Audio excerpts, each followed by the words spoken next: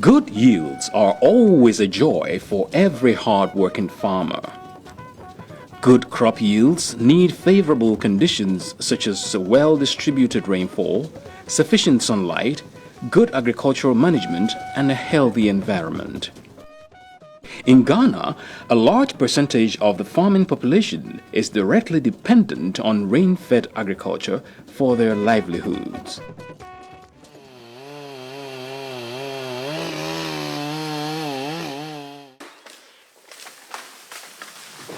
However, logging, charcoal burning, the slash-and-burn form of land preparation for cropping have all led to severe degradation of the environment. As a result, Ghana is currently experiencing increased temperatures, rainfall variability, and droughts.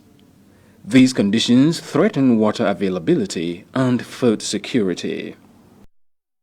The situation of farmers in communities along the Dayi River Basin is no exception. In fact, scientific information indicates that the average annual rainfall in these communities decreased from 1,700 millimeters per year in 1975 to 1,400 millimeters per year as at present. Precipitation is likely to decrease even further, with temperatures expected to rise by 2.5 degrees Celsius over the next 40 years.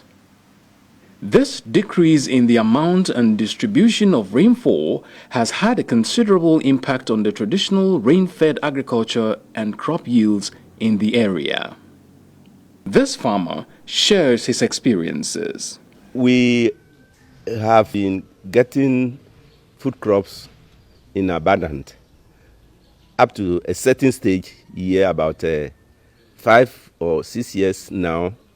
The yielding, it has been diminishing, going down.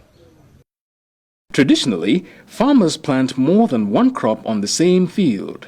This serves as a buffer against unforeseen weather conditions should one of the crops fail as a result of bad weather. Over the years, due to erratic rainfall patterns coupled with severe crop failures, some farmers living along permanent water sources like the Dayi River have tried to locate their farms along the river basins to take advantage of the slightly wet soils for a better crop performance. Again, all the crops are suffering from the harsh weather conditions. I found out why he did not irrigate the crops. If I put March me, when you make a buffer. I check if you when I get a bahajaku, I check me. Who did the Abana, but the Chimoji? As if a song me for better pay, everyone knew. We turn away my tongue, I get you, but the building me. A government let me see me, I do me after the machine. Although after the impulse, door news you, I call what door, and I be motor hill.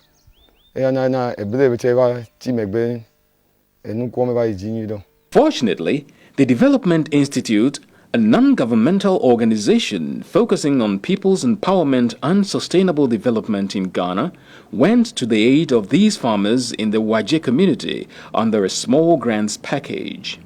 Ken Kinney is the executive director of the Development Institute. The Development Institute has already been working in the Waje community.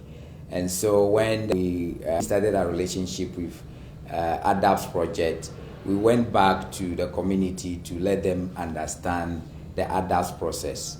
The ADAPTS process includes knowledge generation, which includes scientific and then indigenous knowledge gathering. And then that was followed by dialogue in the community to let them understand climate change issues and their vulnerability.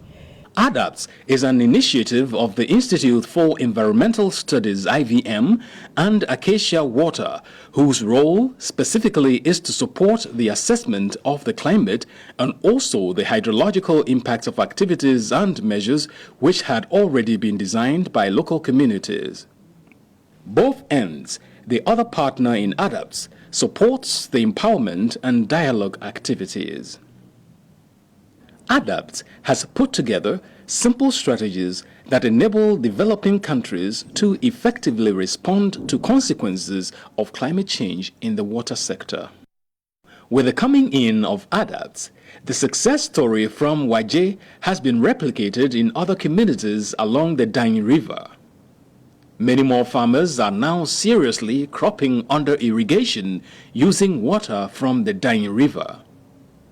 Fortunately, the Dayi River has enough water all year round, and with the aid of this big sprinkler irrigation pump, the farmers are able to pump enough water from the river for a good crop performance. The study has also shown that there will be water available for surface irrigation, which also makes it sustainable. To protect the Dayi River, at least around the areas being cultivated in the various localities for a more sustainable production, 4 zones were created from the riverbed upwards. A buffer zone measuring 30 to 50 meters from the riverbank was created. This zone is a no-cultivation area, but was created to help prevent erosion of the banks of the river. A minimal activity of enrichment planting of water-loving plants indigenous to the area was, however, carried out. An agroforestry zone was planted with the mixture of timber and non-timber species suitable to the area and selected by the farmers. These trees were carefully chosen to provide additional income in future and also protect the environment from further degradation. The cultivation zone was demarcated purposely for vegetable and other high-value crops meant to give these farmers good income. Mie denagla mi yona chikona de nuoji kebe pede kamele mi cho nkuzire kacha fifia mi cho ne pede kamezieton alozieve na be mi kponaga akokpo de vioji le school. ADAPTS has helped communities to transit from rain-fed agriculture to irrigated agriculture. ADAPTS have also ensured that the communities now own irrigation, a small-scale irrigation equipment, which is sustainable, and they can continue to use it. Farmers are now better, especially all the farmer groups, including women, that are part of this particular project. Now they can crop twice in a year, and their incomes have quadrupled, because what they normally have initially is just about 500 euro. But now they can make 4,000, between 2,000 to 4,000 euro a year. So that is a huge improvement. The ADAPTS model, apart from aiding the vulnerable groups in the society to build resilience against the effects of climate change, also engages in policy dialogues on climate-proof water management for even the entire country. Policy dialogues were then set up with the Water Resources Commission, the main governmental agency responsible for water resources in Ghana. They were involved in the program from the start. We have been implementing a project called ADAPTS together with the Development Institute in the Dayi Basin, developing integrated water resource management plan for the Dayi Basin, of course incorporating climate change. In fact, it was the first time that WRC had to work with civil society in the development of a river basin plan, and this has been embraced at the national level. So we have actually upscaled this concept into the national IWM planning system. 3 years on, the communities living along the Dayi River Basin, the Development Institute, the Water Resources Commission, and all stakeholders of the ADAPT Consortium have reason to celebrate their achievements. The Waje model is one of the 4 cases.